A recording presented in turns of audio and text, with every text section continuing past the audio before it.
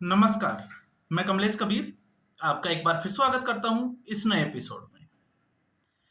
इस एपिसोड में हम बात करने वाले हैं भारत में ही पाकिस्तान परस्त मीडिया के कुछ लोगों की। मैं बात नहीं करना चाहता था, लेकिन जिन लोगों को कुत्ते की खुजली हो जाए, कुत्ते की खुजली का तो आप समझते ही होंगे किस तरीके से कुत्ते को खुजली की बीमारी होती है। कुछ लोगों को वैसी ही बीमारी जो है वो भारत में भी है। अब भारत में कैसे है आप उसको थोड़ा सा समझिए। जो अपने आप को बहुत बड़े वरिष्ठ पत्रकार कहते हैं, और वरिष्ठ पत्रकार कहते हुए भी वैसे तो उन लोगों के बारे में जो है वो शर्म आती है कि वो पत्रकार है।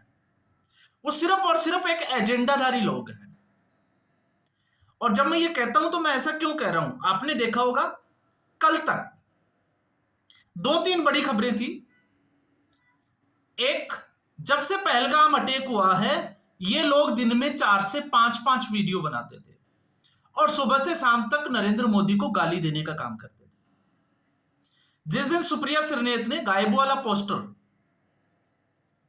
हालांकि अब मुझे नहीं पता वो कौन सा नशा करती है, लेकिन जब उसने वो पोस्टर रिलीज किया कांग्रेस पार्टी के उससे एक्स हैंडल से, और फिर उसके बाद में तर्क ये दिया कि वो गायब फिल्म का पोस्टर था, जबकि उसमें साफ तौर से जो है गायब फिल्म के पोस्टर में जो है वो जींस और टी शर्ट थी, लेकिन वो सीधे सीधे प्रधानमंत्री नरेंद्र मोदी को टारगेट किया गया था।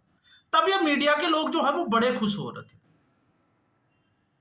नरेंद्र मोदी भाग गया, हिंदू मुस्लिम कर रहा है, तमाम तरह की बातें। और आप इनका इश्क जो है वो इस कदर है कि आप देखिए कि उनमें से एक अजीत अंजुम तो पहलगाम भी पहुंच गया था, कश्मीर, और यह दिखाने की कोशिश कर रहा था कि आज भी कश्मीर वैसा ही है, देखो मुझे कोई डर नहीं है। तो यह पूरा देश जानता है, जब सीए और एनआरसी हुआ था दिल्ली के शाहीन बाग में, या शाहीन बाग का अगर धरना किसी को याद है या किसान आंदोलन याद है, तो आपको पता होगा रवीश कुमार, अजीत अंजुम, गिने चुने 4-5 ऐसे पत्रकार थे जिनको ये लोग अंदर तक आने देते थे और उनको जो है वो इंटरव्यू देते थे। इसके अलावा किसी भी मीडिया के पर्सन को इन लोगों ने बुलाया हो तो बताओ। तो कश्मीर में अजीत अंजुम को कौन सा खतरा होने वाला है, आप खुद सोच के देखिए, क्योंकि वो तो सुबह से शाम तक उसी कश्मीरियत के गुणगान करता है। और आपने देखा होगा उस वीडियो में भी उसने बड़ी चालाकी से जिस एक व्यक्ति का, शायद वो सैयद हुसैन या कुछ ऐसा किसी नाम का था, जो एक व्यक्ति मुस्लिम व्यक्ति था जो वहां मारा गया था, और उसको लेकर नरेंद्र मोदी से वो क्वेश्चन पूछता था कि इसका धर्म कौन सा है। अब कल तक की जब मैं बात करता हूं, जो लोग इतने बेशरम हो गए कि नेहा सिंह राठौड़ का आप मसाला ढूंढते कैसे हैं, नेहा सिंह राठौड़ के ऊपर भी ये लोग वीडियो बना रहे हैं।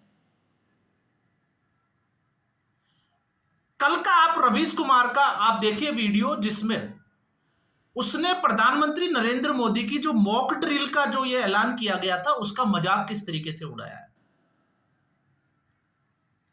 अजीत अंजुम, उसका कल का आप वीडियो उठा के देख लीजिए।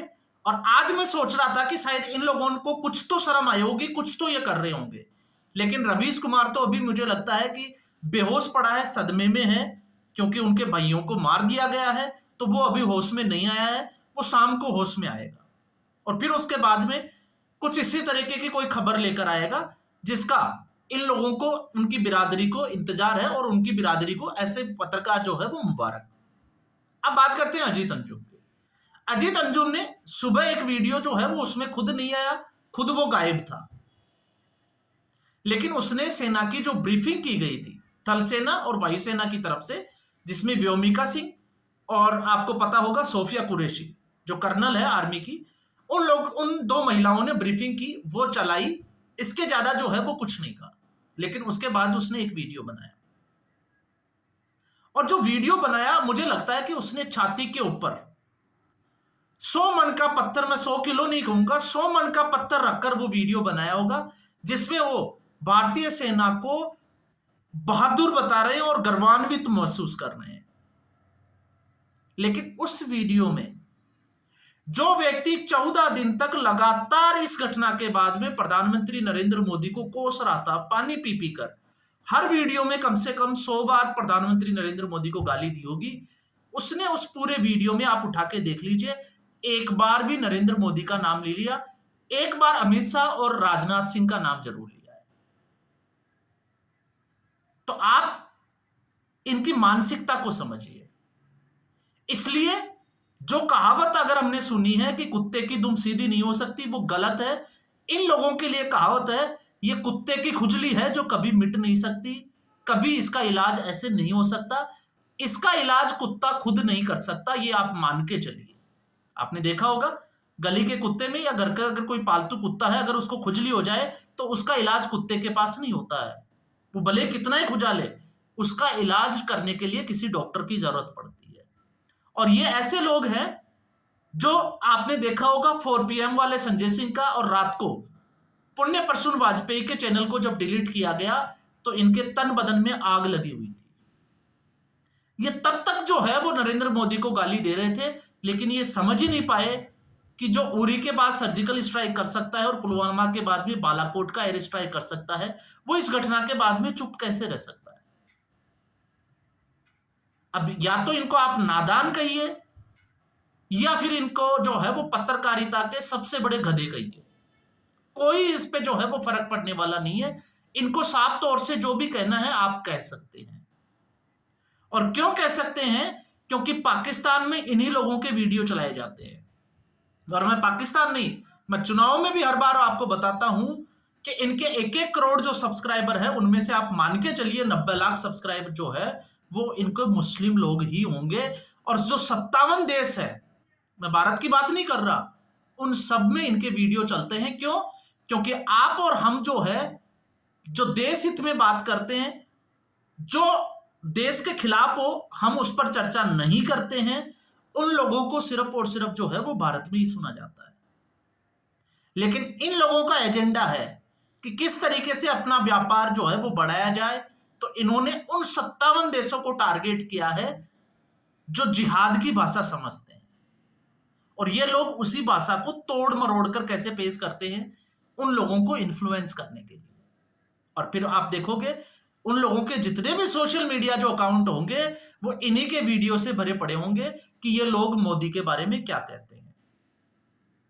तो अब एक सर्जिकल स्ट्राइक, सरकार जिस तरीके से कल चेतावनी तो दे दी, लेकिन और जिस तरीके से एक्शन लिया गया है, पुण्य प्रसून वाजपेयी, 4 PM वाले संजय सिंह, नेहा राठौड़ के खिलाफ जो है वो FIR हो चुकी है। और मुझे लगता है कि ऐसी एक लॉबी, उसके ऊपर एक बड़ी सर्जिकल स्ट्राइक की जरूरत है। और सर्जिकल स्ट्राइक यही है कि इन लोगों के जो चैनल है उनको परमानेंटली जो है वो डिलीट कर दिया जाए और एक ऐसा कानून बनाया जाए। आप सरकार से सवाल करिए, नरेंद्र मोदी को गाली दीजिए, कुछ भी करिए, लेकिन जब मुद्दा राष्ट्र की सुरक्षा का हो तो मुझे लगता है उस वक्त या तो चुप रहे या फिर देश की बात करें। ऐसी कोई बात नहीं करे जो कि विदेशी मीडिया में वो खबरें बने, सिर्फ और सिर्फ हीरो बनने के चक्कर में। इसलिए जो लोग मीडिया को चौथा स्तंभ कहा जाता था, आज मीडिया को किस दृष्टि से लोग देखते हैं यह भी आप लोगों को पता होगा। और क्यों देखते हैं? क्योंकि इनकी पत्रकारिता में निष्पक्षता नहीं है। अगर कोई अच्छा काम करता है तो उस काम की सराहना होनी चाहिए, उस काम का क्रेडिट उस व्यक्ति को देना जरूरी है। अगर आप नरेंद्र मोदी को इस घटना के लिए जिम्मेवार मानते हैं, अमित शाह को आप जिम्मेवार मानते हैं, उनसे इस्तीफा मांगने की आप औकात रखते हैं, तो आपको उनके इस काम की सराहना भी करनी चाहिए कि इनको जो है वो प्रधानमंत्री नरेंद्र मोदी को हम सैल्यूट करते हैं कि उन्होंने करके दिखाया है, पाकिस्तान को नाको चने चबा दिए। लेकिन नहीं, क्यों नहीं? क्योंकि पायल्स नहीं, अब तो इनकी बीमारी और ज्यादा बढ़ गई है। इनको एक लाइलाज बीमारी हो गई, कुत्ते वाली खुजली की। अब ये खुजा रहे हैं और मुझे लगता है ये जब तक खुजाते रहेंगे जब तक कि इनके शरीर के ऊपर घाव ना हो जाए। और अगर उसका इलाज करना है तो फिर नरेंद्र मोदी को इनके घाव के ऊपर एक मलहम लगाना पड़ेगा। अब वो मलहम कौन सा होगा वो जलन करने वाला होगा या राहत देने वाला होगा, ये सरकार ने तय करना है। लेकिन मुझे लगता है कि अब ऐसा वक्त आ गया है कि ऐसे लोगों को भी सबक सिखाया जाए, उनको एक मैसेज दिया जाए कि अपनी लिमिट क्रॉस करके जहां राष्ट्र की सुरक्षा से जुड़ा हुआ मुद्दा हो और देश हित का मुद्दा हो, तो उस वक्त या तो ये जो है वो चुप रहे या फिर सिर्फ देश की बात करे। तो आज के एपिसोड में बस इतना ही, और आप देखते जाइए इनका मातम जो है वो किस तरीके से आंसू बनकर बाहर निकलने वाला है। आप थोड़ा सा जो है वो नजर रखिए और दूसरे लोगों को भी इन लोगों की जो एजेंडा है उसके बारे में चेताते रहिए। चेताने का मतलब आप समझते होंगे, जागरूक करते रहिए। तो आज के एपिसोड में बस इतना ही। उम्मीद करूंगा वीडियो एपिसोड आपको पसंद आया होगा। वीडियो को लाइक करें, शेयर करें, चैनल जरूर सब्सक्राइब करें। धन्यवाद।